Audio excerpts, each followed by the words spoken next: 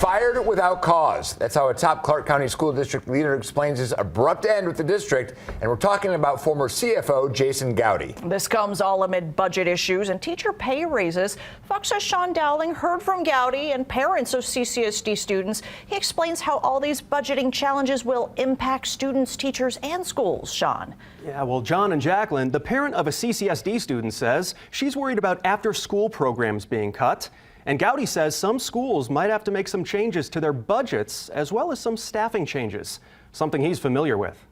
I was told that I was no longer employed by the CCSD district. The former CFO says this is all happening because there wasn't a deal in place with the district's largest teachers union, the Clark County Education Association, or CCEA. State law requires budget information to be sent well in advance.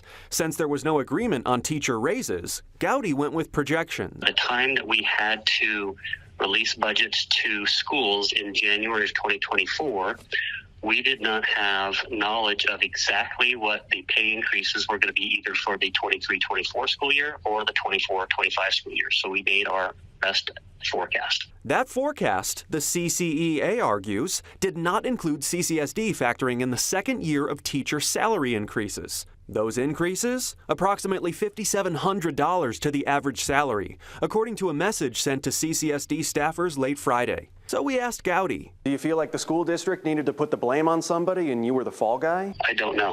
The executive director of CCEA thinks he knows and worries about the domino effect of a budget shortfall. That the release of the CFO is essentially a political scapegoat. There isn't an example that we have heard up to this point where it doesn't mean a reduction in staff and possibly larger classes. The next steps for CCSD?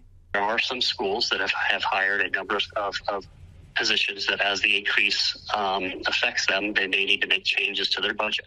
Something that worries Stephanie Valdez, the parent of a CCSD student. I've already heard that some teachers, some admin positions are getting let go because the schools have to make these cuts. They're essentially being forced to. And we reached out to CCSD, asking leaders to address specific questions, like if they'll be forced to cut teachers, and if any school programs will be scrapped, but leaders didn't directly answer our questions. Instead, we were provided with this message the district sent to all staffers on Friday, and in these documents, the interim superintendent only says they found a potential central budget deficit. John? Sean, thank you. And Governor Lombardo is looking into the district's budget to help determine the corrective next steps. For more on that part of the story, visit our website, fox5vegas.com.